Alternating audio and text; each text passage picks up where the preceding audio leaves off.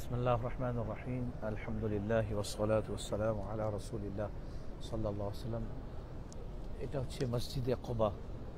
হিজরত থেকে আসার পথে নবী করিম আলাইহিস সালাতু ওয়াসসালাম মদিনাতুত তৈয়বার মদিনাতুত তৈয়বায় প্রবেশ করার পূর্বে সর্বপ্রথম যেই মসজিদের ভিত্তি রাখেন এই সেই মহান মসজিদ মসজিদে কুবা। এবং মসজিদে কুবার ফজিলত দেখেন, কালা রসুল্লাহ সাল্লাল্লাহু আলাইহি ওয়াসাল্লাম, আল্লাহ তাআলা রসুল সাল্লাল্লাহু আলাইহি ওয়াসাল্লাম ইরশাদ করেছেন, ইবনে মাজাহ শরীফের এটা সহি সনদ দিয়ে হাদিস শরীফটা।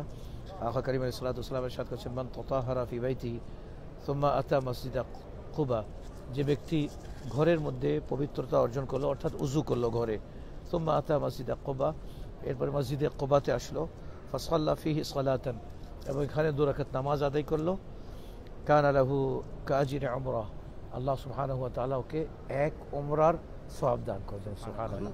এটাই হচ্ছে সেই মসজিদে। আমরা ওখানে খানাকা এহরাম পড়লাম, তাওয়াফ করলাম, সাই করলাম, হ্যাঁ, তারপরে আমাদের উমরা হলো। আর এখানে যে আছে এসে 2 রাকাত নামাজ আদায় করলাম, নবী পাক সাল্লাল্লাহু আলাইহি ওয়াসাল্লাম ইরশাদ করেছেন যে তোমাকে এক উমরার সওয়াব আল্লাহ তাআলা দান করে দেবেন। আলহামদুলিল্লাহ, আল্লাহ সুবহানাহু ওয়া তাআলা এর দরবারে আরজ করছি যে আল্লাহ তাআলা পুরো বিশ্বের মুসলমানদেরকে এই মহান মসজিদে আসার তৌফিক দান করেন এবং এখানে এসে 2 রাকাত নফল নামাজ আদায় করে উমরার সওয়াব হাসিল করার আল্লাহ তাআলা তৌফিক দান করেন। আমিন। ওয়াসসালামু আলাইকুম ওয়া রাহমাতুল্লাহি ওয়া বারাকাতুহু।